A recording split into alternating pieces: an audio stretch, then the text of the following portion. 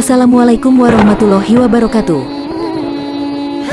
Kisah Nabi Musa alaihi salam adalah kisah yang paling banyak diceritakan dalam Al-Quran. Bahkan, nama Nabi Musa disebutkan dalam Al-Quran sebanyak 136 kali. Nabi Musa alaihi salam adalah salah satu nabi dan rasul yang dikaruniai mukjizat yang luar biasa oleh Allah Subhanahu wa Ta'ala. Dalam kisah Nabi Musa juga mengungkap sifatnya yang sabar serta memiliki keteguhan hati menghadapi kezaliman Fir'aun. Sifat inilah yang membuatnya masuk dalam golongan nabi dan rasul ulul azmi. Allah Ta'ala juga menurunkan kitab Taurat kepada Nabi Musa. Beliau adalah Musa alaihi salam, bin Imron, bin Fahis, bin Azir bin Lawi, bin Yakub alaihi salam, bin Ishak alaihi salam, bin Ibrahim alaihi salam. Nabi Musa adalah nabi dan rasul dari kalangan Bani Israel atau keturunan dari Nabi Yakub alaihi salam. Allah berfirman, "Dan ceritakanlah hai Muhammad kepada mereka kisah Musa di dalam Alkitab, Al-Quran ini. Sesungguhnya, ia adalah seorang yang dipilih dan seorang rasul dan nabi." Quran Surah Maryam ayat 51. Allah menceritakan tentang kisah Nabi Musa dan Fir'aun kepada nabinya Muhammad dengan sebenar-benarnya. Seakan, pendengarnya benar-benar menyaksikan langsung peristiwa itu secara nyata. Berikut kisah lengkap kelahiran Nabi Musa alaihi salam.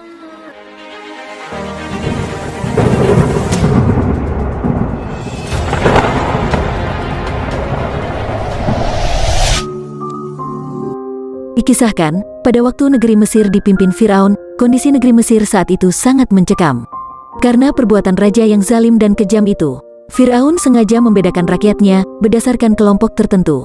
Ia terus menindas masyarakat yang tidak disukainya, yaitu Bani Israel, suatu kaum yang nasab mereka sampai kepada Nabi Yakub alaihi salam. Suatu ketika, Fir'aun bermimpi bahwa ada sebuah api yang datang dari Baitul Maqdis lalu membakar negeri Mesir. Namun api itu tidak membakar rumah-rumah Bani Israel. Ketika bangun, Fir'aun terkejut dan masih merasakan ketakutan atas mimpi tersebut. Kemudian ia mengumpulkan para peramal dan ahli nujum untuk mengartikan terhadap mimpinya itu.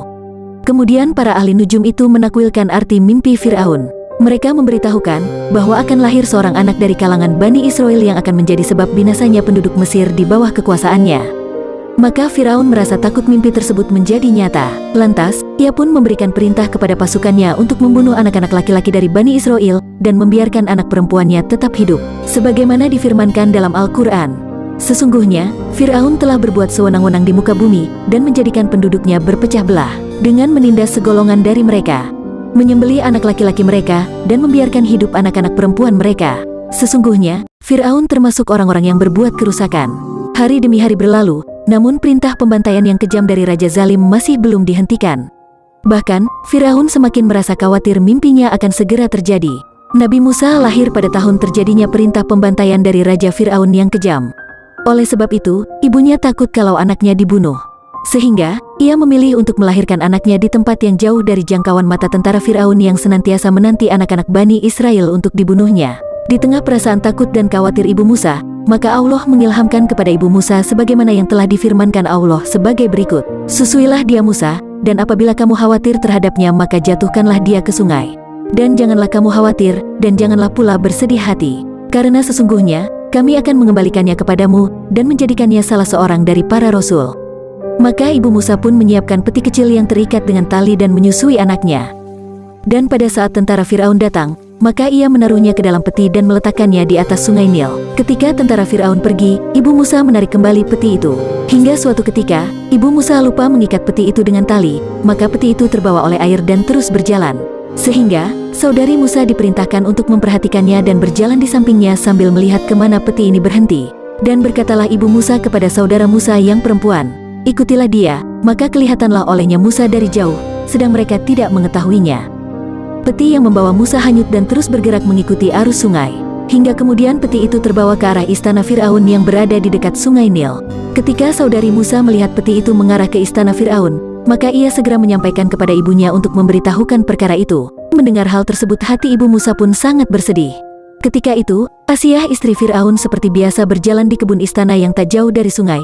Lalu Asiyah melihat peti yang terombang-ambing di atas sungai. Kemudian ia menyuruh para dayangnya untuk mengambilnya. Setelah peti diambil, Asiyah melihat peti itu, dan dilihatnya ada seorang anak bayi yang memancarkan cahaya kenabian dan keagungan. Dan Allah pun menanamkan dalam hatinya rasa cinta kepada anak itu. Hingga akhirnya, Fir'aun datang dan bertanya, "Siapa anak ini?" Bahkan Firaun hendak membunuh bayi itu. Asiyah lantas berkata sebagaimana yang difirmankan Allah dalam Al-Quran. Dan berkatalah istri Firaun, ia adalah penyejuk mata hati bagiku dan bagimu, janganlah kamu membunuhnya. Mudah-mudahan ia bermanfaat kepada kita, atau kita ambil ia menjadi anak, sedang mereka tiada menyadari. Secara tidak langsung, yang diucapkan Asiyah sungguh benar. Karena keberadaan Musa memberikan manfaat baginya. Di dunia ia memperoleh hidayah dengannya, dan di akhirat ia masuk surga dengan sebabnya. Karena kecintaan terhadap istrinya, maka Firaun pun menyetujui istrinya, dan diangkatlah Musa sebagai putra mereka. Ketika Musa kecil hanyut terbawa oleh arus sungai dan ditemukan oleh istri Firaun, ibu Nabi Musa menangis dengan sedihnya. Dan menjadi kosonglah hati ibu Musa. Sesungguhnya, hampir saja ia menyatakan rahasia tentang Musa seandainya tidak kami teguhkan hatinya. Supaya ia termasuk orang-orang yang percaya kepada janji Allah. Di sisi lain, tatkala bayi Musa itu di istana Firaun, saat itu Asiyah merasa perlunya mencari ibu susuan untuk Musa kecil. Sehingga, ia pun segera menghadirkan ibu susuan untuk memberikan ASI dan mengurusnya. Kemudian, dikumpulkanlah sejumlah ibu susuan dari lingkungan istana untuk memberikannya ASI. Tetapi bayi Musa menolak semuanya hingga membuat bingung dan resah ibu angkat Musa tersebut. Asiyah pun memerintahkan utusannya untuk mencari ibu susuan di berbagai kabilah. Hingga sampailah berita ini di telinga saudari Musa. Kemudian, saudari Musa pergi menemui utusan Asiyah dengan berpura-pura tidak mengenal bayi Musa yang tidak lain adalah saudaranya. Saudari Musa menawarkan seseorang yang cocok untuk menyelesaikan masalah mereka. Maka berkatalah saudari Musa, maukah kamu aku tunjukkan kepadamu Ahlul Bait yang akan memeliharanya untukmu, dan mereka dapat berlaku baik kepadanya? Mereka pun bertanya kepadanya, dari mana engkau tahu bahwa mereka dapat menjadi pengasuh dan bisa menjaga anak ini dengan sebaik-baiknya? Saudari Musa pun menjawab, mereka hanya ingin membahagiakan raja dan mengharapkan kebaikannya. Mendengar hal tersebut, maka utusan Asiyah bergembira dan meminta kepadanya agar ibu yang dimaksud dibawa segera ke istana. Setelah utusan Asiyah menyuruh saudari Musa untuk segera membawa ibu susuan bagi Musa kecil ke istana, saudari Musa pun pulang dan menemui ibunya yang sedang dalam keadaan menangis karena kehilangan anaknya tersebut. Lalu saudari Musa memberitahukan hal yang terjadi antara dirinya dengan utusan istri Firaun. Sehingga, bergembiralah ibu Nabi Musa dan lega hatinya. Kemudian ibu Nabi Musa pergi bersama putrinya ke istana Firaun. Setibanya di istana, ibu Musa segera menggendong dan menyusui Musa kecil. Ternyata benar, Musa hanya mau menyusu pada dirinya. Lalu Asiyah meminta ibu Musa untuk tinggal menetap di istana untuk mengurus bayi Musa. Tetapi ibu Musa menolak, dengan alasan di rumah ia mempunyai anak dan suami yang tidak bisa ditinggalkan. Namun sang ibu bersedia, jika bayi itu boleh dirawat di rumahnya. Maka Asiyah pun melepas bayi Musa untuk diurus bersama ibu itu yang tidak lain adalah ibu Nabi Musa sendiri. Ibu Musa kemudian membawa bayinya pulang dengan hati yang penuh kebahagiaan. Di samping itu, ia memperoleh upah dari istana, demikian pula nafkah dan pemberian lainnya, sehingga hiduplah Nabi Musa dengan keluarganya. Hal ini sesuai dengan firman Allah, maka kami kembalikan Musa kepada ibunya, supaya senang hatinya dan tidak berduka cita. Dan supaya ia mengetahui bahwa janji Allah itu adalah benar, tetapi kebanyakan manusia tidak mengetahuinya. Demikianlah kisah kelahiran Nabi Musa alaihi salam yang dapat kami sajikan.